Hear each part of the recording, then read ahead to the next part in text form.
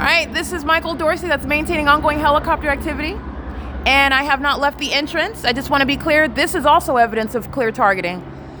This is the entity that's doing so, but you know that it's targeting if he flying over the Catholic Church in this direction, flying in circles. You can see him in the distance. He's targeting me, but he's doing so by flying over the venue itself, and he's doing so at 6:27 p.m. I walked out over 20 minutes ago, and this is also evidence that Michael Dorsey is very much targeting me. While the demons are engaged in what is stalking with light, which is what AGS is doing, American Guard Services, while the demon is flying over the top of my head the other night, flying over where Lisa Hazen works. She's not remaining as a branch manager. They're not ignorant about what's going on. This is a psychopath.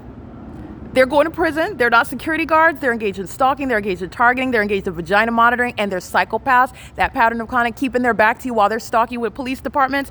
This is the P.O.C. of the entity. AGS is sharing in that terrorism. I'm going to prosecute that company. This little local mom and pop company is not going to survive the civil and criminal prosecution, and these demons that are wearing the AGS uniforms are also going to be prosecuted. And this is federal prison.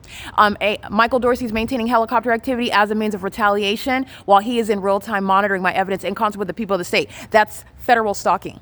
Title 18, 22618 subsections 1 and 2. That's again license 9KFN131, stalking with light.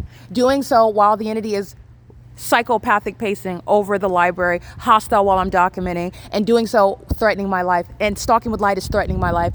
Doing so together as an entity is threatening my life, and it's also engaging what is psychologically harmful warfare and war tactics in furtherance of murder. And this is an entity that's engaged in all manner, a plethora of criminal acts while gang stalking the entire time.